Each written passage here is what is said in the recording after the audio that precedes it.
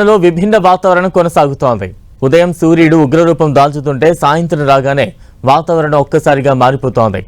ఈదురుగాలులు వడగళ్లతో కూడిన వర్షం పడుతోంది. దీంతో ఉదయం నుంచి ఉక్కుపోత ఎండవేడితో తీవ్ర ఇబ్బంది పడిన జనం సాయంత్రం వాతావరణం చల్లబడడంతో కాస్త ఉపశమనం పొందుతున్నారు. అయితే కొన్ని జిల్లాల్లో మాత్రం వర్షం బీభత్సం సృష్టిస్తోంది. ఆదిలాబాద్, మంచిర్యాల, జగిత్యాల, వరంగల్ జిల్లాల్లో భారీ వర్షం కురిసింది. వరంగల్లో ఈదురుగాలుల బీభత్సం సృష్టించాయి.